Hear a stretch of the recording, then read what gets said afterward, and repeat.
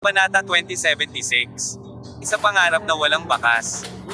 Nang marinig ni Suruy ang salitang, isang baril, sumama ang pakiramdam ng Nightingale.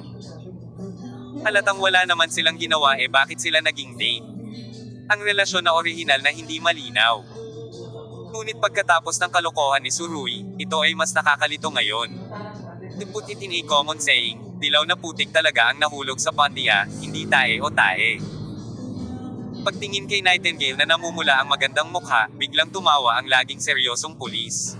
Parang naramdaman niyang medyo kinakabahan siya. Sa panahon ngayon, parang karaniwan na ang ganitong bagay. Well, hindi ko talaga maintindihan ang mundo ng iyong mga kabataan ngayon. Matapos magsalita ng isang bagay ang pulis, tinapik niya si Suruy sa balikat. Mga lalaki, kailangan pa ninyong yumako ng responsibilidad. Art, naiintindihan mo. Pananagutan. Agad na tumango si Suruy. Opisyal, huwag mag-alala, tiyak na mananagot ako hanggang sa huli. Pagkatapos magsalita, tumingin siya kay Nightingale. Para sa ilang kadahilanan. Pagkatapos marinig ang sinabi ni Suruy at tumingin sa kanyang mga mata ng ganito. Biglang naramdaman ni Nightingale ang isang maliit na USA na sumugod sa kanyang puso at hindi niya maiwasang huminga ng mabilis.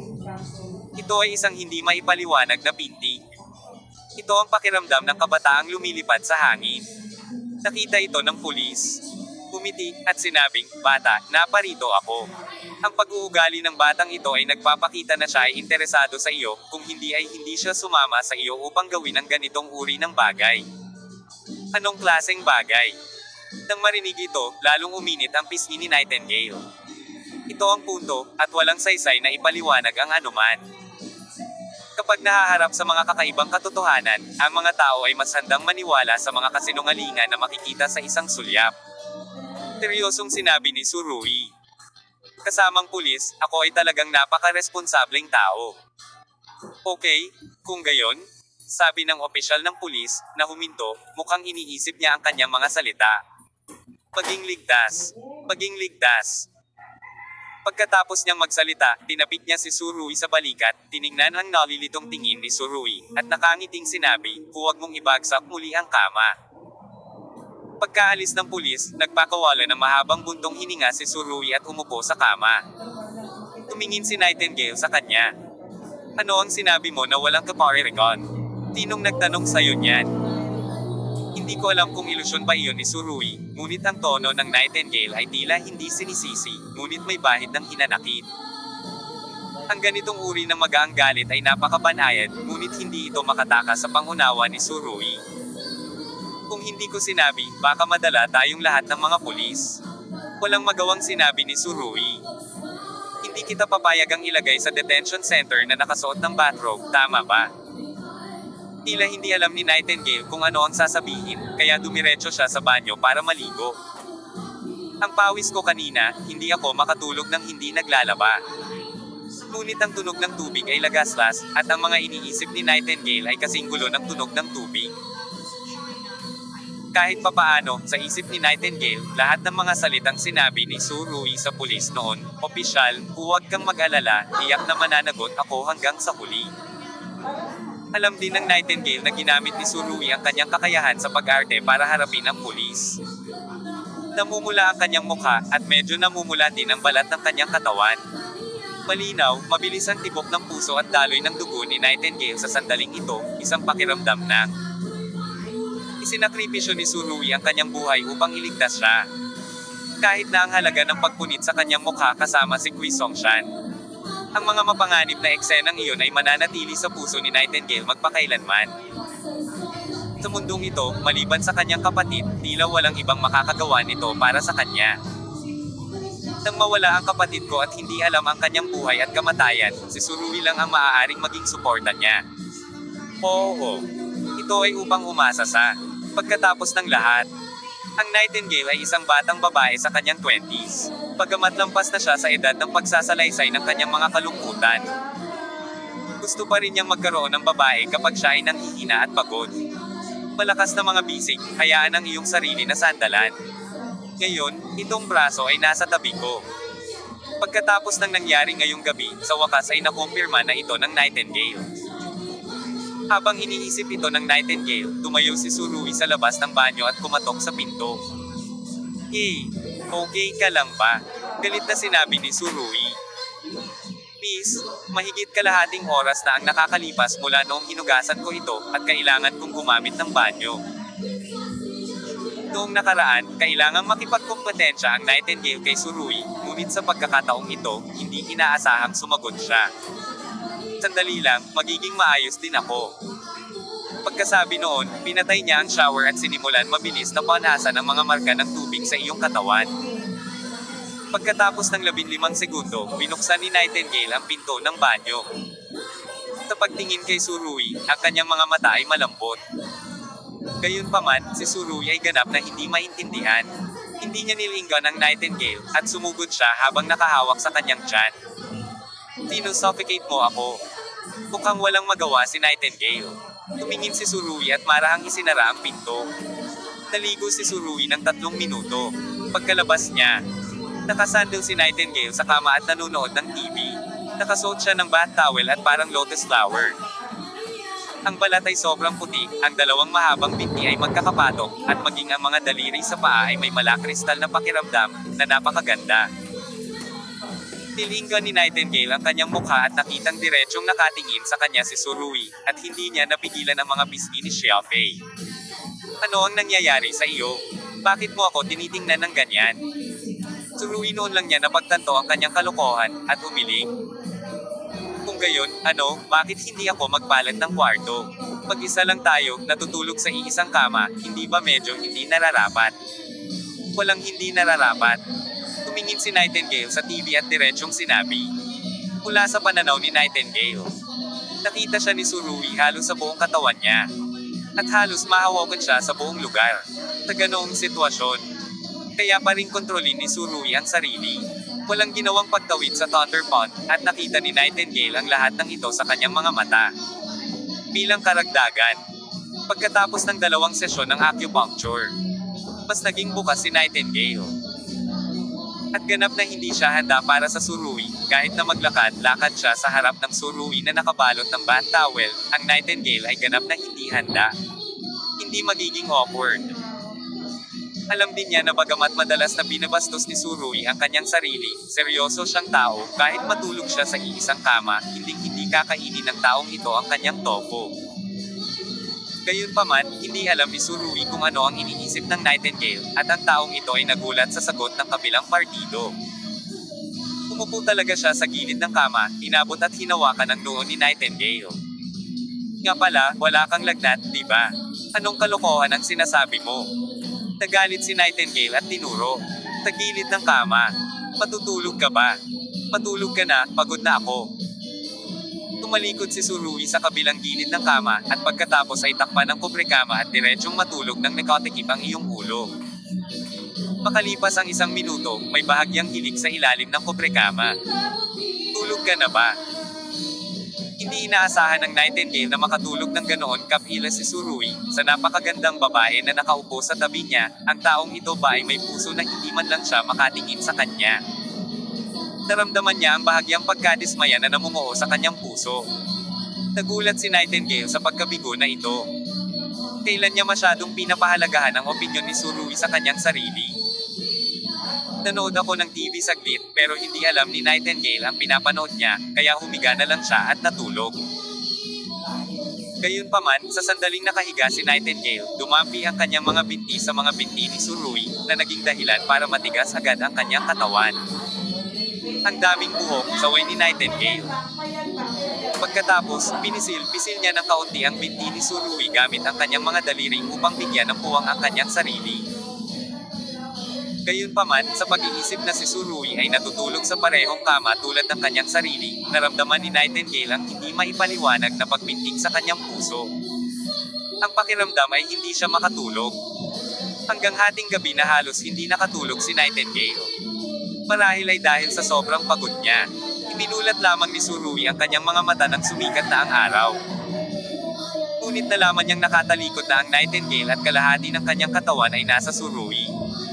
Sa totoo lang, Ang posisyon ng pagtulog ni Nightingale ay napakatapat na, ito ay isang napaka-ordinaryong pagtalikod, ngunit dahil si Surui ay nasa tabi niya, ginagawa nitong kakaiba ang pagliko ni Nightingale. Medyo konserbatibo si Nightingale. Natulog siya sa isang buong set ng intimate na damit, ngunit kahit na ganoon, ramdam pa rin ni Surui ang lambot at elasticity ng katawan ng kabilang partido. Ang isang lalaki ay puno ng sigla sa umaga, hindi banggitin na may isang magandang babae sa tabi niya. Kaya, ang dalisay na kasamang si Su Xiaoxiu ay nadama na hindi na siya maaaring magpatuloy sa ganito.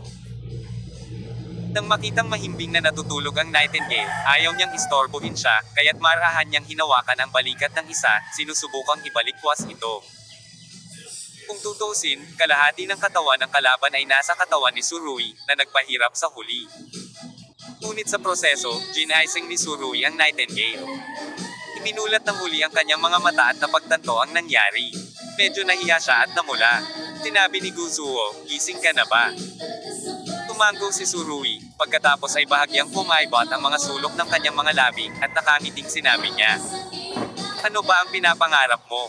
Tinatawag mo ang pangalan ko sa iyong panaginip. Tinatawag mo ba ang iyong pangalan sa iyong panaginip? Nang marinig ni Nightingale na sinabi ito ni Surui, lalong namula ang kanyang magandang mukha. Pati ang mga earlobe ay kinulayan ng pula. Dahil totoo ang sinabi ni Surui. Hindi alam ni Nightingale kung bakit siya nagkaroon ng ganoong panaginip. Ito ang unang pagkakataon sa kanyang kabanata sa mahigit 20 taon. Sa panaginip na ito, siya at ang isang lalaki ay nagkaroon ng ilang hindi naaangkop na mga bagay para sa mga bata. Ang mga bagay na iyon ay nagpahiya at nagnanais ng mga tao. Ngunit ang pinakamahalagang bagay ay ang lalaking ito ay si Surui. Malinaw pa ring naaalala ni Nightingale kung gaano siya kasaya sa kanyang panaginip. Ang gayong panaginip ay ginagawang nose to hack ng mga tao na pabalik-balik. Inakala ni Nightingale na hindi alam ng kabilang partido, ngunit hindi niya inaasahang sasabihin ito sa kanyang pagtulog.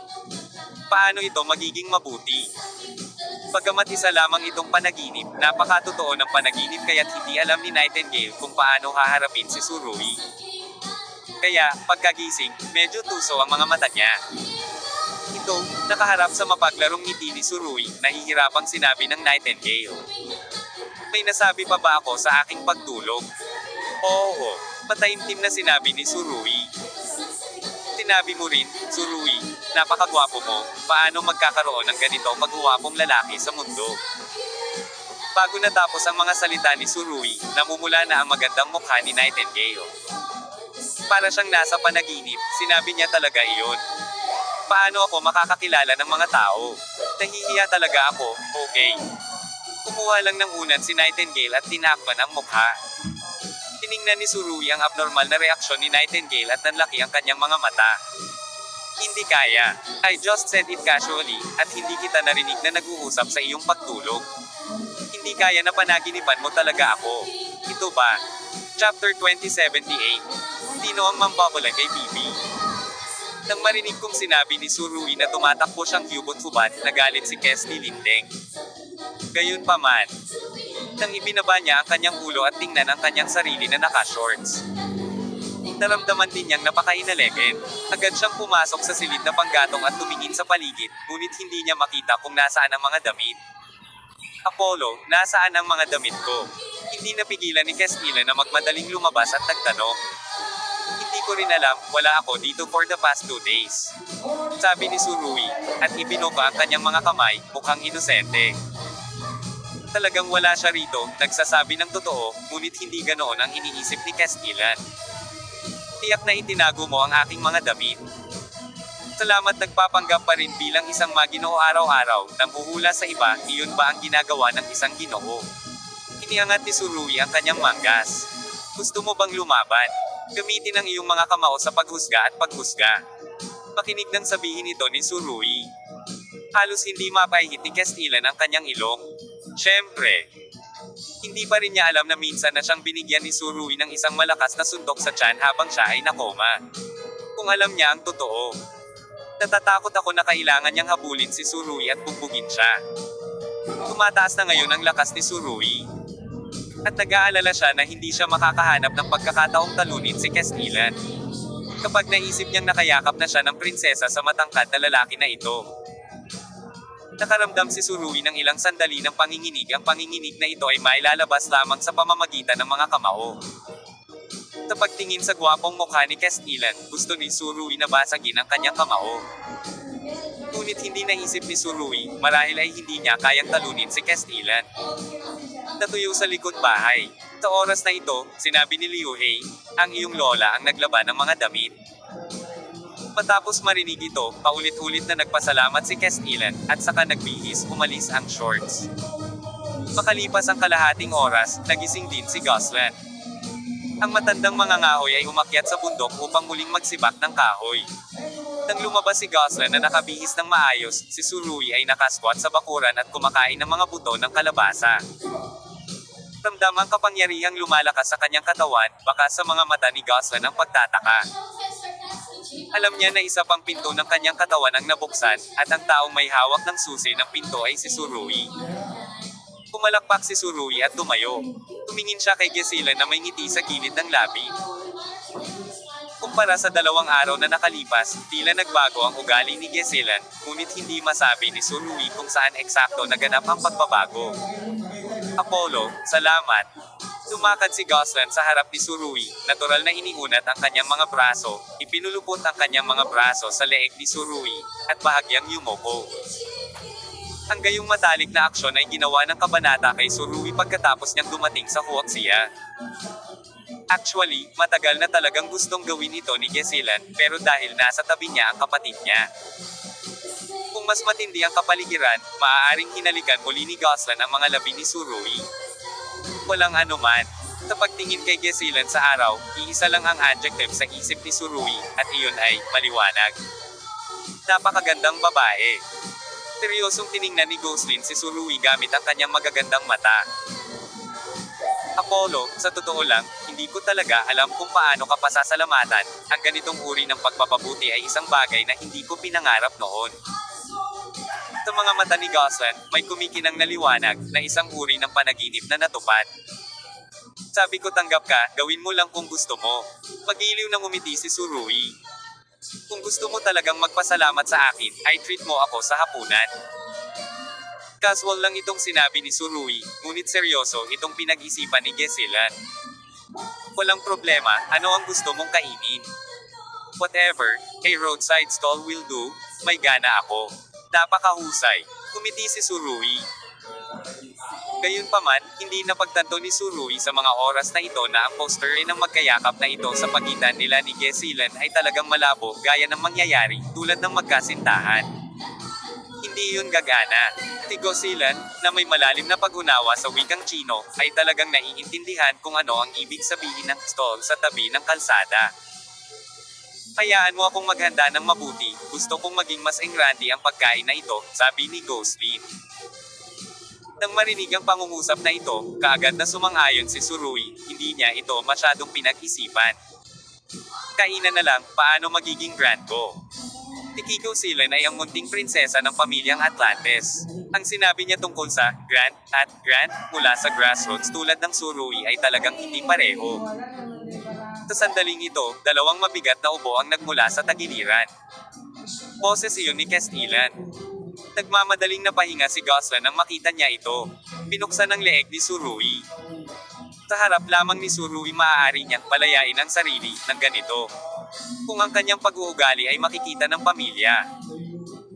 Ito ay isang malaking pagtataksil, ang pamilya ang mga matigas ang ulo na matatandang tao sa gitna ng mundo ay isulong ang mahalagang pagkakasunod-sunod ng bagay na ito ng walang katapusan. Malamig na sumulyap kay Tsurugi, sinabi ni Castilan. Goslan, halika rito. Agad namang lumapit si Goslan na namumula ang mukha. Ang pagtawid sa ilog at pagwawasak ng tulay. May sinabi si Tsurugi kay Castilan. Agad na nanigas ang mga kalamnan sa mukha ng huli. Ang mga salita ni Tsurugi ay walang alinlangan na itinuro ang punto ng kamatayan ni Castilan. Kung tutusin, napakalaki ng naitulong ni Tsurugi kay Castilan, at alam din ng huli na kailangan niyang bayaran ito, medyo hindi nararapat na magsalita ng malamig kay Tsurugi ng ganito ngayon. Hindi ka pa rin mabuting tao. Ikinaway ni Tsurugi ang kanyang kamay at umakyat sa bundok para tulungan si Liu He na magsibak ng kahoy. Halos mangulo ang ilong ni Castilla. Nang makita ni Gesilan ang nangungunot na anyo ng kanyang kapatid, tinakyan ni Gesilan ang kanyang bibig at mahinang tumawa. Iniisip mo pa rin bang sumama sa pamamasyal kasama si Apollo? Napatingin si Castilla sa kapatid. Oo, tumanggaw si Goslan. Sa totoo lang, ito ang pinakahihintay niya sa kanyang puso. Kung ikukumpara sa pagpapabuti ng kanyang lakas, nadama ni Goslan na tila mas mahalaga ang paglalakbay kasama si Surui. Ang ilan. Kung narinig ng kapatid niya ang boses niya, natatakot akong mabaluktot na naman ang ilong ni Castilla. Sa harap ni Surui, si Castilla, na palaging walang pakialam sa kanyang galit at galit, ay tila naging sobrang irritable at hindi niya talaga makontrol ang kanyang emosyon. Nang makita ang galit na hitsura ng kanyang kapatid, talagang nag-alala si Goslan na hindi siya pumayag, kaya niyakap niya ang braso ni Castilla at nagsimulang manginig. Kuya, huwag kang ganito. Sa wakas ay nakarating na ako sa Huaxia, at gusto ko ring tingnan mabuti itong sinaunang silangang bansa. Ang mga salita ni Goslan ay nagpakita ng isang coquettish na lasa. Bukod sa, Apollo ay masyadong mahalaga sa aming pamilya, naniniwala ako na natando mo rin kung gaano kalaki ang aming pag-unlad sa oras na ito. Bagamat naninigas pa rin ang ekspresyon ni Castilla, pinapakita ni Goslan ang kanyang mga mata ng maalalahaning tingin. Maaari nitong lalong mag-away ang lahat sa pamilya. Ang isang malaking pagpapabuti ay magiging lubhang mahalaga sa buong Golden family. Alam ni Castilla na kung pinagkadalubhasaan ni Apollo ang pamam, araang ito ng pagpapasigla ng potensyal, ito ay katumbas ng pagmaster ng susi sa pag-unlock sa Golden family. Kung titignan ang kanyang hitsura, halatang kabisado niya ang pamamaraang ito. Hindi naman siya mukhang baguhan. Kung wala na, ang nakakatakot na pangunawa lamang na ito ay karapat-dapat sa pansin ni Castilla. Mula ngayon, ang relasyon sa pagitan ni Surui at ng Golden family ay malapit nang magbukas ng bagong pahina. Gusto man itong makita ni Castilla o hindi, ito ay isang fait accompli. Matapos pakinggan ang mga salita ni Goslan, nagpakawala ng mahabang buntong hininga si Castilla. Patuloy na tinakmen ni Goslan ang kanyang bibig at tumawa. Ang pagbuntong hininga na ito ay halos pareho sa nakaraan. Siya ay hindi kailanman nagpakita sa kanyang kapatid. Siya ay ipinagmamalaki, tila ang lahat ay malulutas, at si Surui lamang ang magpapadepress sa kanya. Manatili ka dito ng ilang araw at tumahimik ka, at pagkatapos ay maaari mong bisitahin ang Huaxia, sabi ni Castilla. Mahal na kapatid, sumasang-ayon ka ba? Tuwang-tuwa si Goslan na muntik na siyang mapatalon. Pwede ba akong hindi sumang-ayon? Ako lang itong nakababatang kapatid na babae. Walang magawang sinabi ni Castilla. Pero isang bagay, ayokong magkalapit kayo ni Apollo, kailangan mong magdilay-nilay na aalis ako sa loob ng ilang araw. Hindi magandang ideya iyon. Pagkatapos sabihin ni Goslan, tuwang-tuwa siyang tumakbo, iniwan si Castilla sa pwesto at umiling-iling. Parang tatay na raw ang panganay na kapatid, at heartbroken si Castilla para sa little sister na ito. Hindi mo kailangang mag-alala ng labis kapag ang bata ay mas matanda na. Sa oras na ito, may biglang dumating na boses mula sa labas ng bakuran. Sa hindi inaasahang pagkakataon, ang boses na ito ay nagmula kay Zhang Bufan. Nang makita ito, binati ni Castilla si Zhang Bufan. Bagamat mataas ang kanyang katayuan, junior pa rin siya sa harap ni kasamang Zhang. Sa bagay na ito, napakaganda ng edukasyon ng panganay. Pagkatapos ng insidenteng ito, marami rin akong naiintindihan. Sa sobrang humble ni Zhang Bufan, nakangiti niyang sinabi, akala ko kasi, lagi silang maliliit, mga bata. Kailangan kong tulungan silang kontrolin ang direksyon, at ngayon ay tila mayroon silang sariling mga paghuhusga. May kasabihan sa China, ang isang baluktot na melon ay hindi matamis. Matapos pakinggan si Castilla, tumanggaw siya ng malalim. Siyempre, kahit na naiintindihan niya ang katotohanan ito, magiging mahirap para sa kanya na agad na alisin ang kanyang kawalang kasiyahan kay Surui. Susunod, si Castilla ay mananatili dito ng mas matagal. Nagdala siya ng sulat kamay na sulat mula sa lolo ng patriarch, at hindi pa niya ito naipapasa kay Liu He. Matuto ng ilan pang trick. Naniniwala ako na kapag umalis siya sa China at bumalik sa kanluran, ang kanyang buong katawan ay sasailalim sa mga pagbabago sa lupa. Hindi dumating si Zhang Bufan para hanapin si Liu He. Hinawakan niya ang ilong ng kanyang tiyuhin, at hinding-hindi na siya magsasawa pa na hanap niya ang Nightingale. Pagkatapos ng 2 araw na pag-iisip tungkol sa kinabukasan ng babaeng apprentice na ito, sa wakas ay nakaisip si Zhang Bufen ng ilang mga bagong plano. Dahil alam niyang wala rito ang Nightingale, determinadong umalis si Sectmaster Zhang. Si Zhang Bufen ay hindi isang taong nananampal ng mga kabayo. Siya ay ganap na imposible na gawin siyang sundan ang puwit ni Liu He, ngunit si Su Rui ay pamilyar dito. Ang mga sulok ay natatakot.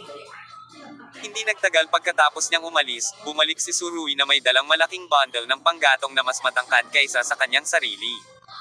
Kaagad pagkatapos, itinaas ng lalaking ito ang kanyang manggas. Umisi, at tumili para tulungan ang pamilya ni Lao Liu sa buong araw na trabaho, nag-aayos ng taniman ng gulay, naglilinis ng silid, at abala sa paglalaba at pagluluto. Sobrang saya niyan. Bagamat kilala siya sa kanyang pusong malandi, masaya pa rin si Mrs. Liu, na may murang mukha, at pinuri ang binatang ito.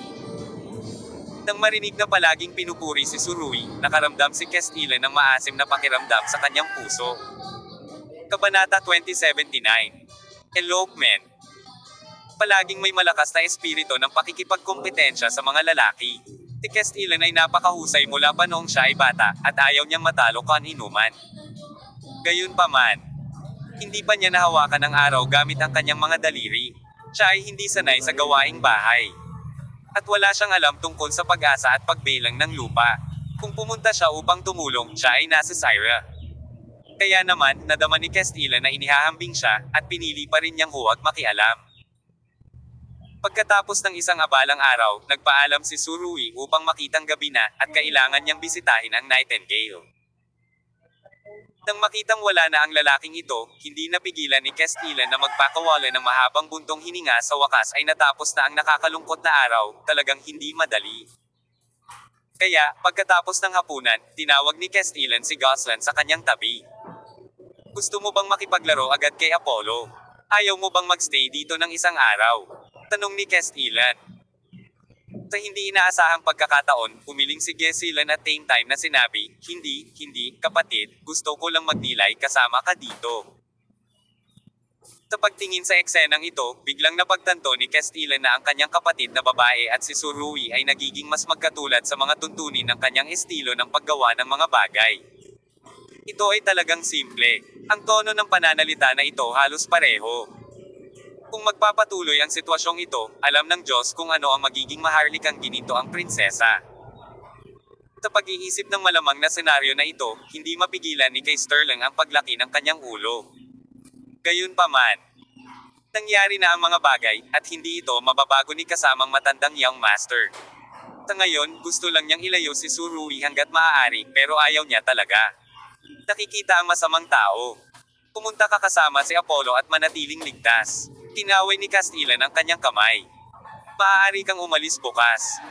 Sa hindi inaasahan, mukhang medyo kalmado pa rin si Gesilan, umiling siya. Kuya, hindi ako pupunta. Huwag mo nang i-install muli. Galit na tumayo si Castile. Pupunta ako bukas. Ang pangungusap na ito ay isang utos. Patingkad na ngumiti si Gesilan. Kuya, sinusubukan mo ba akong itaboy? Sa pagtitig sa ngiti ng kanyang kapatid, halos gustong samuka ng dugo ni Castile. Hindi niya maintindihan kung bakit ilang beses na hindi nagkita sina Gesilan at Su Rui, ngunit bakit magkatulad ang kanilang ugali. Tinatakpan ng masakit na utak, bumalik si Castile sa woodshed na nalulumbay at natulog. At si Goslan ay nakatayo sa pintuan ng bakuran, nakatingin sa maliwanag na mabituing kalangitan sa itaas ng kanyang ulo, ang kanyang mga mata ay puno ng kagalakan at pag-asa. Ang pinakahihintay niya ay magiging katotohanan bukas. Parang panaginip. Sa oras na ito, bumalik si Su Rui sa silid ni Nightingale, at ang batang babae ay natutulog pa rin. Ang dahilan kung bakit siya bumalik ay dahil nag-aalala siya sa Nightingale. Kung ang babaeng ito ay sinaktan habang siya ay natutulog, ito ay masyadong masakit. Mula sa sandali ng pagpasok sa hotel, nakita ng service staff si Su Rui at nagsimulang bangulong, at ang ilan ay tila nakaharap pa sa kalaban, na naging dahilan para hindi makapagsalita si Su Rui. Ang hindi alam ni Su Rui ay handa pa nga ang manager dito na baguhin ang kwarto ni Su Rui ng ilang beses pa, walang nakakaalam kung ilang kama ang babagsak niya ngayong gabi. Si Surui ay naligo lang at nakatulog sa tabi ng Nightingale, na walang kamalay-malay sa lahat ng ito. 2 araw na hindi umalis ang Ghost-Lin chapter, dahil hindi na bumalik si Surui, hindi pa nagigising si Nightingale. Sa wakas, sa umaga ng Kabanata 3, pagkatapos pumangon si Surui, pumunta siya sa banyo para maligo, humajejek ng kaunting kanta, at magsaya. Dahil dito, isang Ruway Senyor ang sumugod na parang hangin. Naisip ni Surui na natutulog ang kabilang partido, kaya hindi nakalock ang pinto ng banyo. Nang mangyari ito, nadulas ang paa niya at muntik na siyang mahulog. At mahigit 2 araw na rin na hindi nakapasok sa banyo si Nightingale. Kaya hindi niya napigilan ang kanyang pagkasakal. Nang umupo siya sa banyo, napagtanto niya na si Surui ay nasa shower sa tabi niya, at tiningnan niya ang kanyang sarili na parang multo.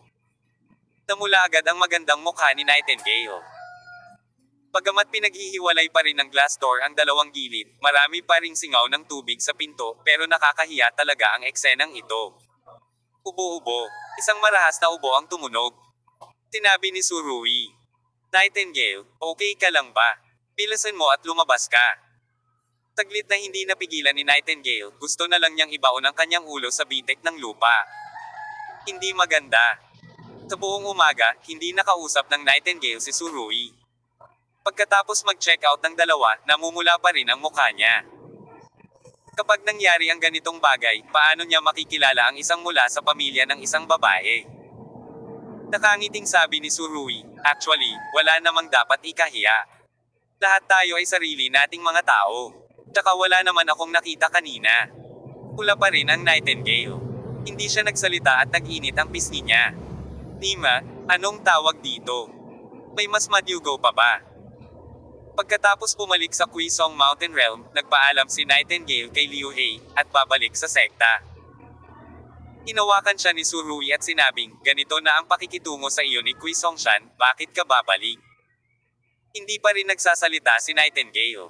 Tila naging kapanabik sa kanya ang pangyayari sa umaga. Oo, nakakahiya na hindi niya alam kung paano haharapin si Surui. Let me tell you, you really don't need to have any psychological burden on that morning, at least I didn't take it seriously. Habang nagpapaliwanag si Surui, mas magulo. Wala akong nakita, wala akong narinig, okay. Hindi makapaniwala si Nightingale, bilog-bilog ang mata ng lalaking ito kanina, tapos ngayon sabi niya wala siyang nakita, bulag ba siya? Nanatiling tahimik si Nightingale, itinulak si Surui palayo at umakyat sa bundok. Nakita ko. Naalala ko ang sabi sa libro na kapag may gusto ang isang babae sa isang lalaki, hindi siya mangangahas na makipag-usap sa kanya. Ganyan ka naman ngayon di ba? Biglang sabi ng mukha. Sa sandaling ito, gusto talaga ng Nightingale na putulin si Surui. Kalokohan. She said something with a blushing face. Pero hindi masyadong seryoso ang tono niya. Ito ay hindi isang pagsaway, ito ay higit na katulad ng isang walang kapangyarihan na depensa, nagpapabulaanan para sa kapakanan ng pabulaanan. Pagkatapos niyang magsalita, itinulak niya si Surui palayo at tumakbo paakyat sa bundok. Ano ang gagawin mo sa hinaharap? Sabihan mo ako kapag naisip mo na. Ibinuka ni Surui ang kanyang kamay at sumigaw, kung hindi mo ito iniisip, ipaalam sa akin at tutulungan kita. Mag-isip ka. Sa malayo, nang marinig ni Nightingale ang mga salitang ito, kitang-kitang huminto ang kanyang katawan, at pagkatapos ay nagpatuloy siyang tumakbo pasulong ng hindi lumilingon. Anong babaeng may personalidad? Umiling si Surui. Maaari niya talagang hulaan na pagkatapos ng insidenteng ito, si Zhang Bufen ay magplano ng bago para sa Nightingale mula ngayon, bagong direksyon ng buhay. Marahil, gusto ni kasamang Zhang na sanayin si Nightingale sa direksyon ng ulo. Kung tutuusin, masyadong honest ang mga direktang disipulo ni Zhang Bufen. At okay lang na mag-concentrate sila sa martial arts, pero kung sila ang mamamahala sa sekta, sila ang magiging rookie sa mga rookies, at malamang paglalaroan sila ng iba. Wala nang natira. Matapos ma-stimulate ni Zhang Bukong, si Zhang Bufen ay dinaig ng sakit, at nagpasya din siyang gumawa ng mga pagbabago. Kahit na ang Nightingale ay hindi partikular na angkop. Siya ay nasa tabi ni Bai Qingchuan sa loob ng mahabang panahon, at siya ay nakalubog sa kanyang mga mata at tainga, at tiyak na siya ay magiging mas mahusay kaysa sa ibang mga kapatid. Ngunit ang lahat ng ito ay batay pa rin sa opinyon ni Nightingale. Napakabata pa niya, kung siya ay limitado sa posisyon ng pinuno ng Quezon, paano niya masisiyahan ang kanyang kabataan? Kung gayon, paano maligo sa tagsibol? Bagamat hindi ito gustong makita ni Surui, handa siyang igalang ang desisyon ni Nightingale. Ang huli ay tiyak na mananatili sa Green Pine Mountain ng ilang sandali upang matulungan ang sekta na muling itayo. Ang paghihimagsik ni Zhang Bukong ay nagdulot ng malaki at malawak na pinsala sa Lom. Ang paaralang ito, maraming tao ang kailangang linisin, maraming posisyon ang bakante, kailangang itayo muli ang mga gusali, kailangan magtipon-tipon, at marami pa rin kailangang gawin. Ang munting prinsesa na si Gesilan ay masayang nag-impake ng kanyang bagahe at handa nang maglakbay kasama si Surui. Binigyan ni Castillan si Goslan ng kalahating buwan. Ang ganitong mahabang bakasyon ay medyo gastador para kay Goslan na high pressure. My princess, alis na tayo. Halos walang daladalang bagahe si Surui. Tinulungan niya si Gesilan na buhatin ang malita, at naglakad ang dalawa hanggang sa paanan ng bundok. Sa pagtingin sa lalaki sa tabi niya, ang munting prinsesa ay may matinding kaligayahan sa kanyang mga mata. Noong nakaraan, mahirap para sa damdaming ito na lumitaw sa puso ni Goslan. Gosilan, I have to say it straight. If we want to have a good time, hindi makakasunod ng ganito ang dalawang master sa likod. Nag-aatubili na itinuro ni Surui ang daang tao sa likod niya. Ang posisyon ni Mi. May dalawang lalaking nakasuot ng puting damit na mabagal na naglalakad, ang isa sa kanila ay may dalang longbow, ang costume at sandata na ito ay kasing kapansin-pansin. Sa mga hindi nakakaalam, akala nila lumabas sila sa Lord of the Rings world. Sige, sasabihin ko sa kanila. Alam ni Goslan na ito ay inayos ng kanyang kapatid, at imposibleng hikayatin silang umalis. Siya ay tumalikod at bumalik, saglit na sinabi ng ilang mga salita sa kanilang dalawa, at pagkatapos ay nakita silang tumalikod at bumalik. Hindi sila sumusunod. Tanong ni Surui. Hindi, bumalik sila para magpalit. Gosilan ay umiling. Nakakahirap talagang ilabas sila. Sa katunayan, napakaganda ng seguridad ng China, paano ito magiging mapanganib? Tumango si Surui at sinabing may pananalig. Seryoso, ang seguridad sa China ay talagang mas mahusay kaysa sa kanluran. Sa sandaling ito, nagsalubong ang mga kilay ni Gesilan, na nag-iisip tungkol dito. Paano kung alisin natin silang dalawa? Itapon mo. Pagkatapos marinig ito, naisip ni Surui na hindi ito imposible. Gamit ang dalawang super light bulb na ito, paano natin laruin ang paglalakbay na ito?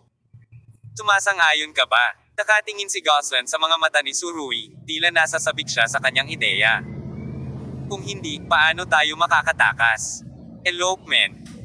Matapos marinig ang dalawang salitang ito, nanigas ang buong katawan ni Surui. Ito kaya ang pagkaunawa ni Gesilan sa wikang Chino. Sumasang-ayon ako, pero natatakot akong putulin ako ng kapatid mo, walang magawang sabi ni Surui. Nako, wala kang pakialam sa iniisip niya. Napakahalaga mo sa aming pamilya ngayon. Nasabi ko na sa tatay at lolo ko ang lahat dito. Sinong maglalakas loob na hawakan ka? Ugat ng buhok, sabi ni Goslan. Gayunpaman, saglit na nagulat si Surui sa kanyang mga salita. Ano, nasabi mo na ba sa iyong pamilya? Oo. Hinawakan ni Goslan ang braso ni Surui. Mukhang hindi niya naisip kung paano mapapabuti ng kanyang mga aksyon ang katayuan ni Surui.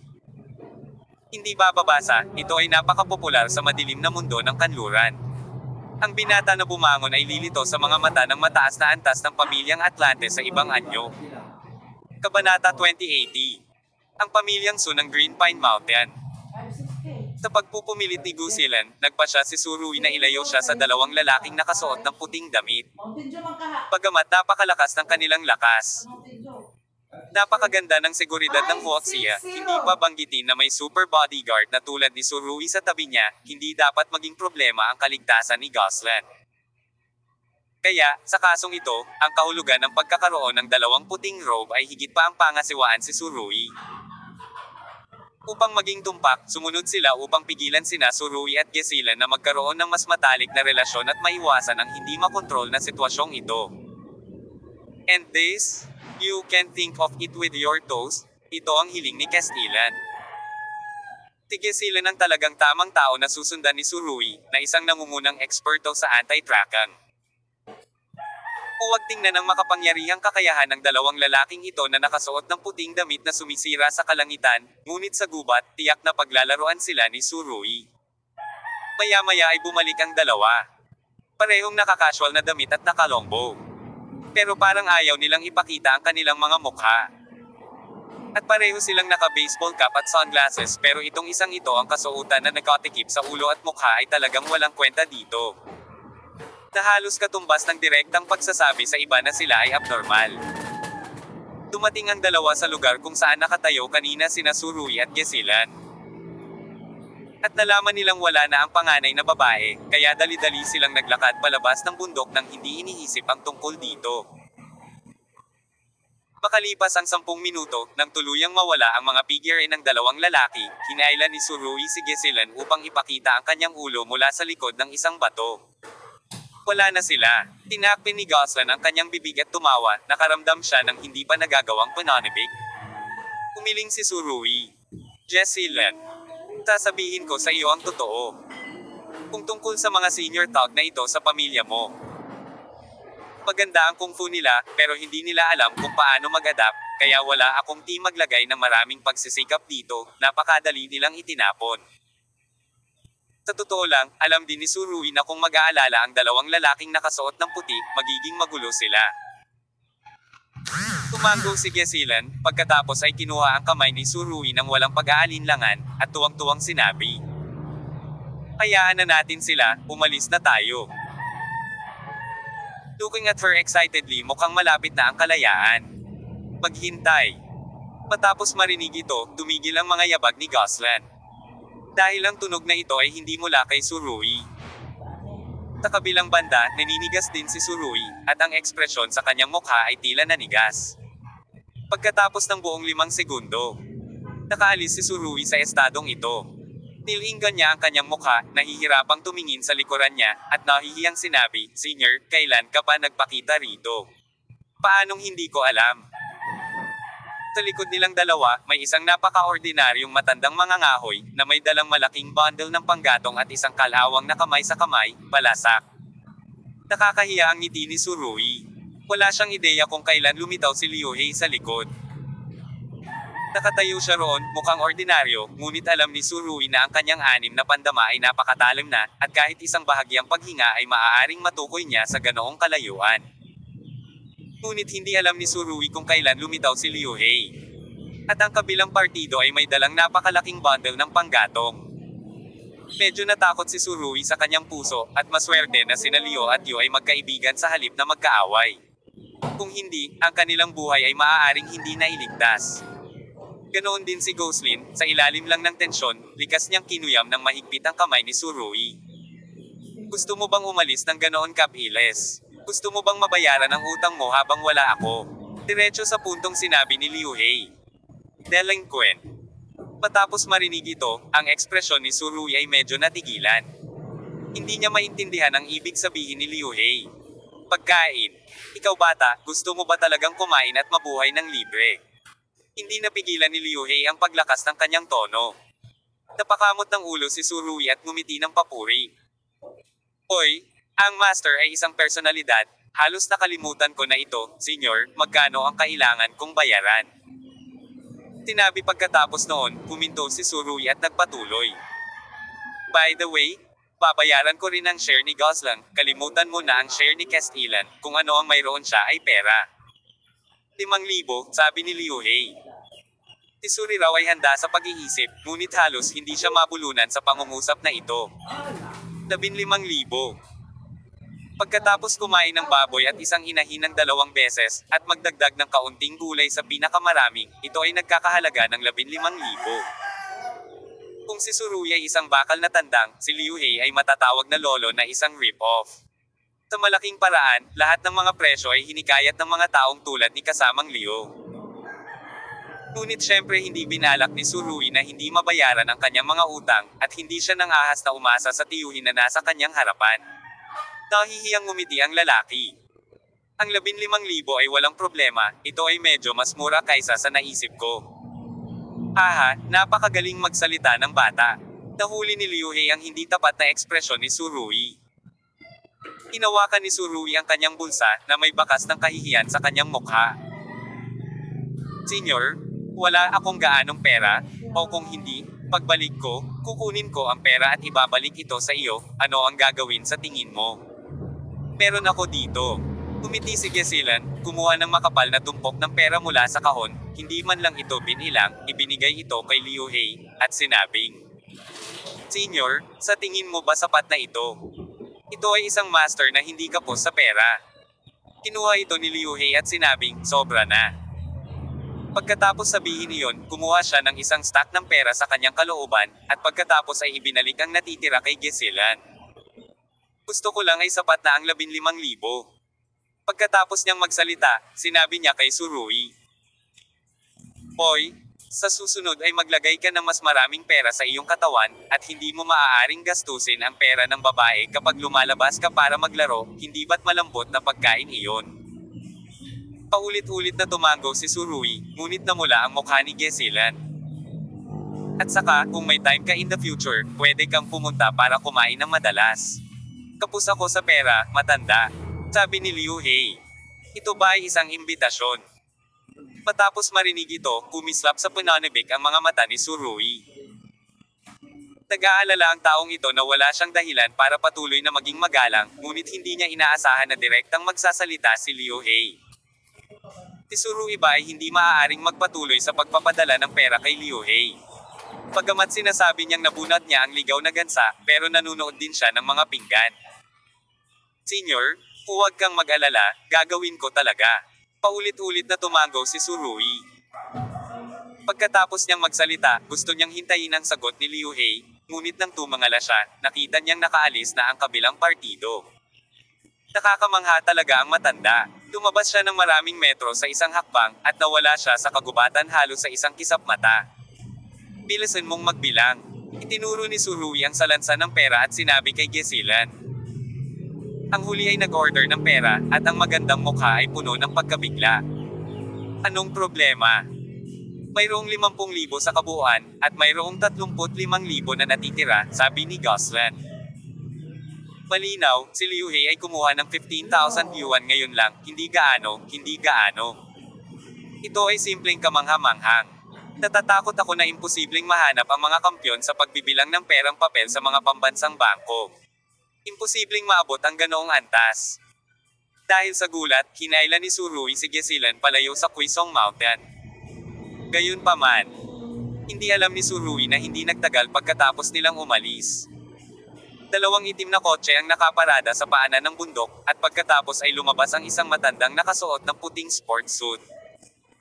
Sa pagtingin sa walang hangganang mga pine, huminga ng malalim ang matanda at may damdaming nagsabi. Ang hangin sa kabisera ay hindi masyadong sariwa. Medyo payat ang itsura ng lalaking katabi niya. Umiti siya at sinabing, Tay, kung komportable ka rito sa pagkakataong ito, maaari kang manatili dito kasama si Tio Liu sandali. Medyo maliit lang ang bahay niya. Nakangiting sabi ng matanda, sa sinabi nito, nagsimula siyang maglakad patungo sa bundok. Kung si Surui ay nakatayo dito, tiyak na makikilala niya na ang matandang ito ay ang kanyang ama, si Su Yaoguo. At ang payat na nasa katanghaliang gulang na lalaki ay si Su Wuji, na maaaring magpasindak sa maraming tao sa kabisera sa pamamagitan ng pagtapak sa kanyang mga paa. Paano napunta ang dalawang ito sa Quizhongshan? Sa oras na ito, bumukas din ang mga pinto ng dalawang sasakyan ng chapter, at lumabas ang isang lalaking nakasuot ng beige na casual na damit. Narinig mo ba yon? Sinabi lang ng tatay ko na hindi maganda ang hangin sa kabisera. Sabi ni Su Waxian. Narinig ko. Papait na ngumiti si Suyi. Ang bawat salita mula sa aking ama ay nag-uudyok sa akin ngayon. Nandito ang tatlo sa pamilyang Su. Sa sandaling umalis si Surui sa kanyang harapan, bumalik sila. Hindi pinahintulutan ni Su Yaoguo ang sino man na tumulong sa kanya hanggang sa pag-akyat ng bundok, bagaman madalas akong may ubo, ngunit hindi ito kasing seryoso noong ginawaran si Surui ng titulo. Hindi man lang kailangan ni Su Yaoguo ng gabay, kaya natagpuan ni Su Yaoguo ang maliit na bakuran ng matandang mangangahoy na si Liu He. Natatakot ako na hindi na panaginipan ni Surui na magkakilala ang kanyang ama at si Liu He. Siyempre, maraming bagay ang hindi maintindihan ni Surui sa kasagsagan ng Suyaogo. Pambihirang karunungan at kasanayan. Pati na rin ang isang mas mahalagang network, mahirap ding kontrolin ang gayong pagkakakilanlan. Sa oras na ito, nakaupo si Liu He sa bakuran na nagpuputol ng panggatong. Malapit na ang tag-ulan. At kailangan niyang maghanda na ang kahoy na panggatong. At nang makita niyang paparating na si Suyaogo, hindi man lang siya tumayo, nagsibak siya ng panggatong at sinabing, kakaalis lang ng iyong anak. Ang batang iyon mula sa iyong pamilya. Alam na pala ni Liu He ang totoong pagkatao ni Surui. Umiti si Suyaogo at pinulot ang mga buto ng kalabasa na pinatuyo sa araw, at sinabi habang kumakatok. Ang mabahong batang lalaki ay hindi nagdulot sa iyo ng anumang problema, di ba? Tumangala si Liu He kay Suyaogo. Kumain siya ng maraming buto ng kalabasa mula sa akin. Kung may ama, dapat may anak. Maging ang mga aksyon ng pagkain ng mga buto ay eksaktong pareho. Nang marinig ito, masayang tumawa si Suyaogo, lahat ng kulubot sa kanyang mukha ay lumawak. Si Suuji at Suyi ay sabay na sumigaw. Liu hello. Malinaw, hindi ito ang unang pagkakataon na nakilala ng kabanata si Liu He. Dalawa nilang dala si Mao Tai. Na halos isang regalo. Ngunit alam nilang dalawa na ang kanilang matandang lalaki na siya ay malapit ng manirahan dito, at ang matanda ay maaaring uminom ng lahat ng mga alak na ito mismo. Ang dalawang kapatid ng pamilyang So ay walang kinalaman dito. Ang iyong pamilya ang batang iyon ay mabait, sabi ni Liu He. Ang pangungusap na ito ay nagpatawa muli kay kasamang So. Lumingon si Liu He sa dalawang kapatid ng pamilyang So at sinabing, sa totoo lang, nakikita ko, ikaw na Itay ang pinakamamahal sa kanyang maliit na anak, nagseselos ka ba? Nakangiting sabi ni Suuji, buti naman masaya ang matanda. Ang maasim na pangungusap na ito ay nagpatawa ng malakas kay Liu He. Maaari kong ipaubaya sa kanya ang acupuncture. Sinabi ni Liu He. Nasa mukha mo.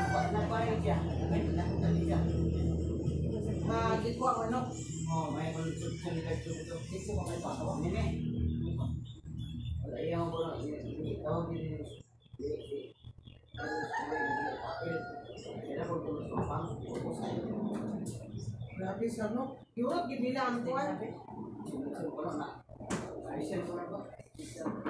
Dawan ba kana? Gawin mo lang, dos lang mo lang.